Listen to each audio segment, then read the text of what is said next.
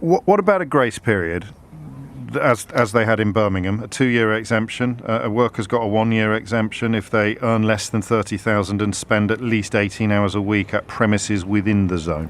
Oh, that's why I've given a 4-year grace period. I announced this policy first, actually, in 2016. Then in 2017, in February 2017, is when I set the timeline. It's not a grace period, is it? That's a warning that it's coming. No, a grace period involves it coming in for everybody except the people in the grace section. So I would have to pay it because I don't earn less than 30,000 a year, but someone that did would not have to pay it. So let's not have a game of semantics. You know what the AA is calling for, and it's not what you did. It's what Birmingham did.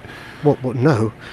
Our grace period was 4.5 years. That's not a grace period because no one's paying it during that period. A grace period means that some people don't have to pay it during the grace period, but other people do. That's what it literally means. Well, you're literally wrong because I introduced a toxicity charge. Well, with respect, I introduced the toxicity charge in 2017.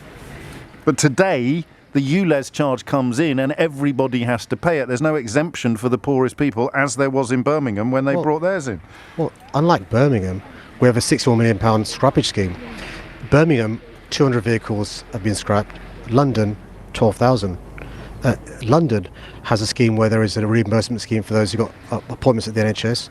London has a scheme that's still open to those who are disabled, those who are low-income families, and those who are charities who use minibuses. So I'm more than happy to compare our scheme, which has got no help from the government, to the Birmingham scheme, the Bath scheme, to any scheme around the globe. And we do cover almost 4 million people, 8 times the size of Manchester, twice the size of Paris, because I think the air pollution crisis can't afford to wait any longer to be dealt with.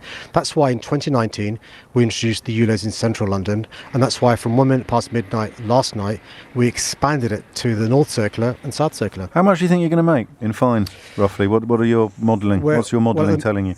It's costing us more to get the scheme off the ground in relation to the cameras, the signage and so forth. If you look at the ultra-low emission zone in central London, because people did walk, cycle, use public transport, because they did move from a compliant vehicle, 39% compliant when I first introduced it, to 87%.